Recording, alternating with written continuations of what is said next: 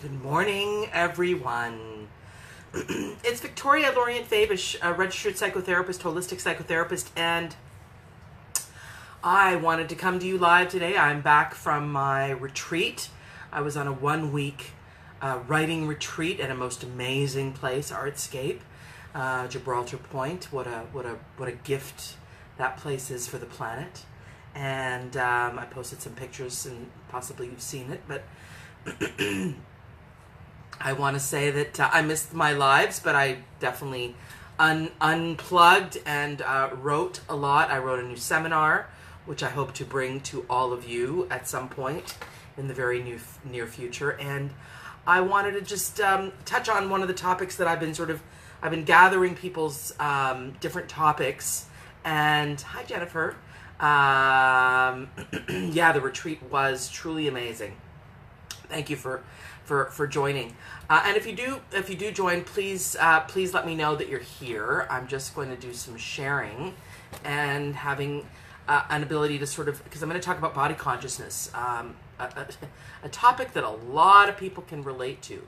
And when I say body consciousness, I mean your relationship to your body, what it is that you're experiencing in your body, and also, what is the messaging that you've received in your about your body, inside your mind, and about the things that the world, the planet at large, friends, family, talking about body, and what's your family culture on your body.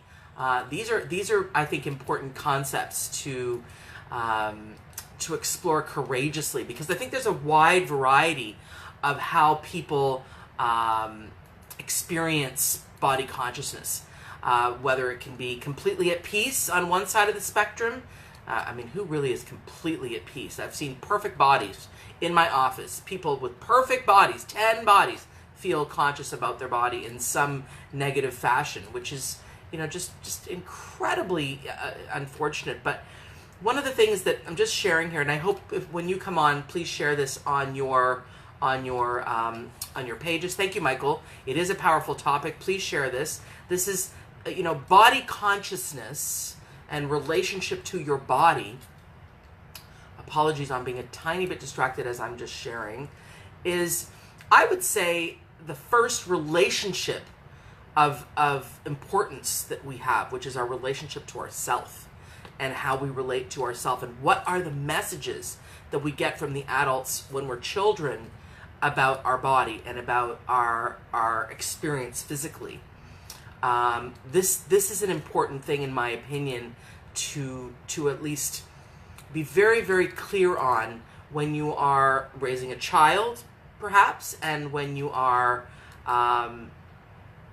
dealing with children, or even when you're dealing with yourself, dealing with other human beings.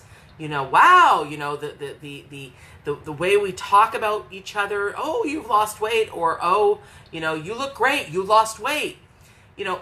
Health is so important, but it isn't always the same. Health and being slim aren't always, on the same page. And I talk to people a lot about, I'm not a slim person, and I certainly have struggled with body consciousness issues.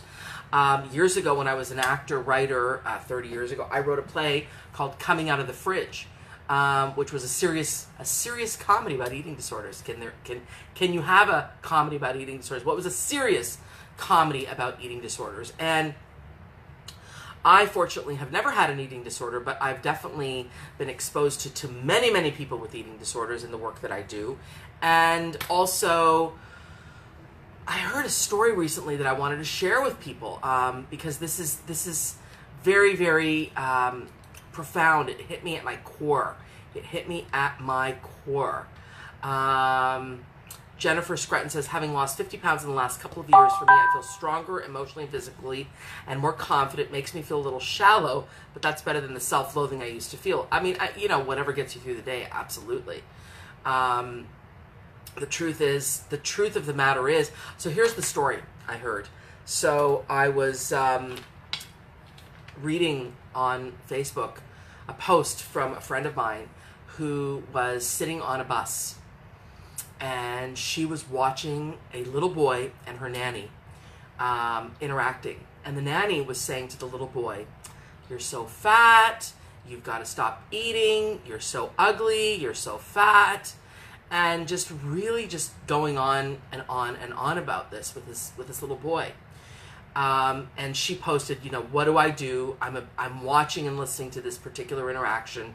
And of course the world piped in and said, say something, talk to this child. The boy was about 7 or 8 years old, and the nanny was, obviously the nanny, and saying a ton of stuff to this kid about how fat he was and how he's got to stop eating and how he's, going to be ugly and nobody's going to like him. And oh my God. And anyway, so the truth is that, so she's posting this, and we all say something to the boy, say something to the nanny, stand up for this kid right now. Just do this. So in fact, she did. And she posted about it after that. She sort of got off with them and sort of sat down and got on her haunches and said to the little boy, listen, you're a really cute little boy, and you're adorable and you're sweet, and what's in your heart is the most important thing, and the messaging you're getting here from your caretaker is not exactly a positive one about you and your body. And so she tells the caretaker to please stop telling this little boy that he's fat and ugly and all of these things. And oh, that hit me so hard when I heard that. Hi Lynn, hi Michael, hi Jennifer. Thank you for joining. Do share as this comes on, because I think it's important information for people to hear. So anyway, the nanny was sort of obviously taken very aback, but couldn't really argue with the person that was helping this little boy to feel a little good about himself. And she gave him a little hug and said to the boy, listen, you are wonderful. Obviously we want you to be healthy, but you're great. And just, positive, gave this little boy a lot of positive feedback. And, so they went on their merry way. But that post hit me so hard because it got me thinking about the negative messaging about bodies that I got as a child growing up, and certainly, the thing that the journey I've been on through my entire life about body consciousness and about being and about accepting the body at the size it is. Of course, focusing in on health. I'm all about health. I'm a person that works out. I'm a person that lifts weights. I'm a person that watches the intake of food. I happen to have a condition called polycystic ovarian syndrome. I don't know if anyone else has that. I was diagnosed at 19. Really hard to lose weight, but whatever. You live with it. You figure it out. You live healthy. You exercise. All these things. But you know what? The body type is the body type, and the journey is radical acceptance. Great book, which I was reading on my retreat. Radical acceptance of what is right here, right now, and what is the absence of judgment. What is acceptance? Acceptance is just letting it be there. You're not just at the mercy. It's like, oh, whatever. I mean, I've never been at the mercy of whatever my body is. I've always been on the journey of fighting and working out and all of these things and doing the best that I can. Of course, I'm not perfect. Oh my God, so not perfect. And so not interested in being perfect. I enjoy food. I enjoy life. I enjoy all these things. But I believe that it is essential to come to an acceptance of your being. Even those who have lost 50 pounds, Jennifer's saying, the truth is that, bottom line is we've got to find some self-acceptance for where we are in the moment, or it is a perpetual journey of suffering and saying, self-loathing. And I don't know if people can relate to this, but it is, the messaging bombarding on children. I get so concerned. When I wrote the play Coming Out of the Fridge in 1992, a long time ago, I did research, and I had people. It was sort of a funny thing. I was an actor at the time, sort of 90, 91. Yeah, 90, 91 it was. And what it was I put a little ad in Now Magazine. This was pre-proliferation of internet.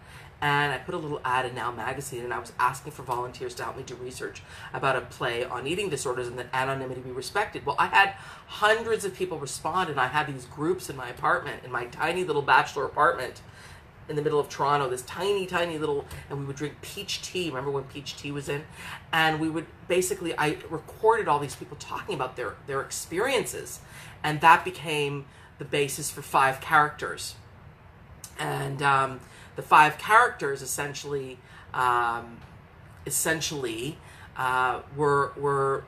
myself, a character, Izzy, and Claire, an anorexic, and then the doctor and the father, my father, Energy, and another guy who was an overeater, etc. So these 5 characters became Coming Out of the Fridge, and the experience of that just gave me so much profound knowledge of how much people are suffering with the body consciousness issue. And then later on I become a therapist and I deal with eating disorders and all kinds of stuff, but we've got to really, really, really understand that there's something about accepting yourself as you are and continually to listen to your body and feel healthy. And Jennifer says, I didn't mean to lose the weight. I just listened to my body and what it wanted to eat. I mean, as opposed to, and the weight loss was an offshoot of the eating better. I mean, that's the ideal scenario. It's not a common scenario.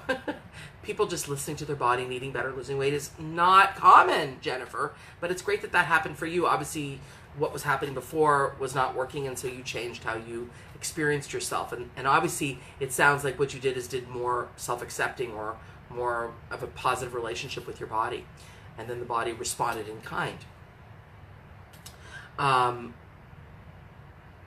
would say that a lot of people struggle with, using food as a pacifier, or using, maybe they don't even use food as a pacifier. They just have a type of a body that no matter, even if they're eating healthy, they have trouble losing weight. That would be my body. And so whatever the situation is, I'm just wanting to encourage people to adopt this concept called mother love of self. So it's like, just whatever it is, redefine the self-love and have it be so profound. It's like mother love of self, and develop that relationship with yourself. On my website, I have a really good meditation on Heal the Inner Child. If you join my mailing list, you can get that for free. Check it out, because the essential aspect of it all is you want to heal the child within you, because I don't care what age you are, it's that person that is somehow driving the body loathing. And so whenever I hear anyone talking about not loving themselves or not giving themselves positive, a positive experience within themselves, you've got the number one task is to find the mother love of self, the deep love for self at the inner child level. And that's the courageous conversation you need to have with yourself. And that needs to involve a sense of relaxation within as well. A sense of relaxation so that you are not at this sort of frantic. I gotta. Just taking it down and really, really developing. And with some people, I'll say, okay, what part of your body can you accept? And they'll look at themselves, I can accept my hands. It's like, okay, well then start to create a nice relationship with your hands. And then move up to your arms. And really love your being, because this is your body that's taking you through life. This is your body. And it's a journey. I mean, these are not easy concepts. And it's certainly very courageous to love yourself at no matter the weight you're at, no matter the body you're in. And if you do come across people that are messaging their children in such negative ways, as the story I told earlier, find a way to impact that child in a positive way. It's hard. It's hard to be courageous and say, hey, I have done that. I've seen that very experience. And to be honest, I wish I'd said more. But I just basically winked at the little girl and said, "You're cool and I like you and you're awesome." And I didn't really address the parent. I wasn't courageous enough. I was a little shy.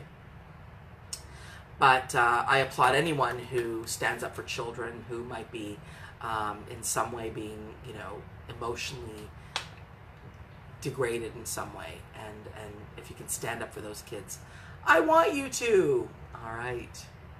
So today I'm back freshly from my retreat, and I'm sort of still in languishing mode, and I'm getting back into the office mode today.